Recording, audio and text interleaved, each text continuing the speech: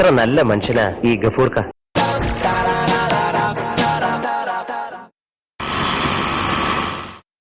Sir sir എന്താ ഞമ്മൾ ബുക്കും പേപ്പറും ഇതുവരെ എത്തിയില്ല. അതിന് നിങ്ങളെന്താ പരീക്ഷയ്ക്ക് വന്നതാ? അതല്ല, ഞമ്മൾ വണ്ടി വാങ്ങിയിട്ട് ഒരു കൊല്ലായിന്ന്. അതിന്റെ RC ബുക്കും പേപ്പറും ഒന്നും ഇതുവരെ കിട്ടിയില്ല എന്ന് പറയുന്നു. എടോ, ഇതിനൊക്കെ ഓരോ നിയമവശങ്ങളുണ്ട്. ഒരു പുതിയ RC ബുക്കില് നിങ്ങളെ പേരും മേൽവിലാസമൊക്കെ എഴുതിയിട്ട് വേണമല്ലോ തരാൻ. അപ്പോഴാണല്ലോ വണ്ടി നിങ്ങളുടെ പേരിലാവുക.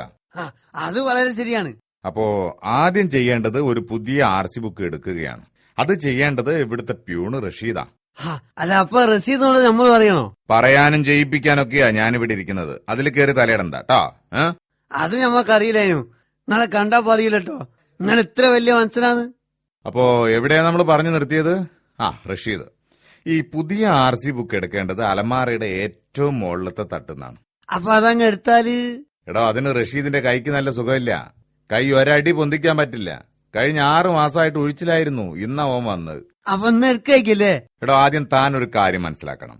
RC ബുക്ക് അലമാരയിൽ നിന്ന് എടുക്കുക എന്നുള്ളത് മാത്രമാണ് റഷീദിന്റെ പണി. അതിൽ പേര് എഴുതേണ്ടതാ ആ ഇരിക്കുന്ന സദാശിവനാ. സദാശിവ, സദാശിവ. എന്താ എന്ത് വേണം? അല്ല, ആ RC ബുക്കിൽ ഒന്ന് പേര് എഴുതി കൊടുത്തിരുന്നെങ്കിൽ എനിക്ക് ഒപ്പിടായിരുന്നു. എന്റെ സാറേ, RC ബുക്കിലെ പേരെഴുതുന്ന പെന്നാ ഇത്. ഈ പെന്നിന്റെ മഷി തീർന്നിട്ട് മാസം 3 ഞാൻ 2 ദിവസമായില്ലേ പറയാൻ തുടങ്ങിയിട്ട്. ഇതുവരെ വാങ്ങി തന്നില്ലല്ലോ.